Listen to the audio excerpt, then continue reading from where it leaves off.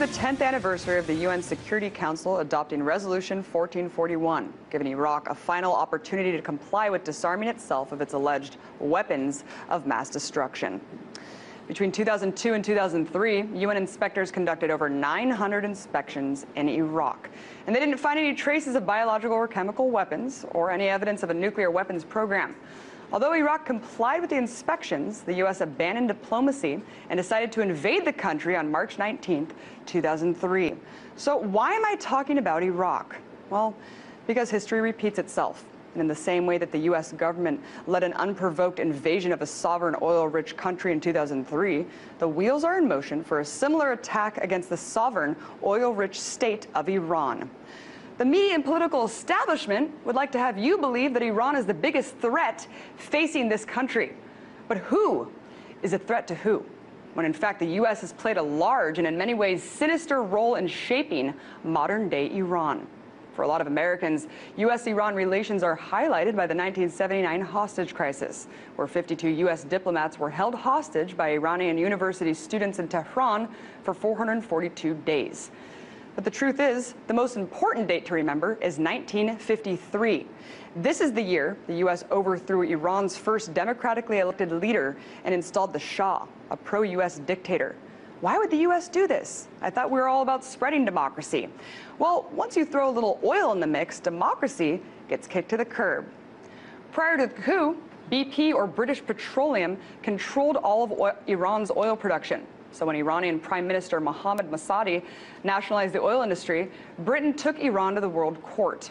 How dare a country try to manage its own resources? Well, when Britain lost the claim, they turned to President Eisenhower, and under the pretense of Iran being a communist threat, they urged the U.S. to intervene. The newly formed CIA staged Operation Ajax, a coup to overthrow the democratically elected government of Iran. And after that, Iranian oil was once again flowing under the control of Britain, the U.S., the Netherlands, and France. Under harsh autocratic control, the Shah, backed by the U.S., ruled Iran for the next 25 years. And after decades of protests, in 1979, 2 million people flooded a square in Tehran, starting a general strike which shut down the state's economy.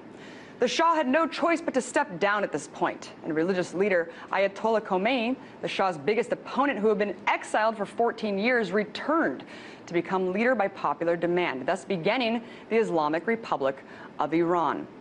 Less than a year later, Saddam Hussein invaded Iran to gain access to Iran's oil and trade routes in the Gulf. The result was one of the longest and most tragic conventional wars of the 20th century. And all the while, the U.S. was supporting Saddam with money, weapons, intelligence, even after learning that the Iraqi military was using chemical weapons against Iranians and its own citizens. Fast forward to today. Iran is completely isolated and being closed in by the U.S. military. Take a look at this map. The country is completely surrounded by U.S. bases. Its economy is in shambles because of crippling U.S. sanctions. And just over the last year, the U.S. has sponsored assassinations of Iranian nuclear scientists, engaged in cyber warfare against their infrastructure, sent drones to spy on the country, and these are just the things that we know about.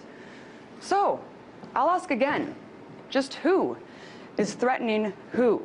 I want you to picture this scenario.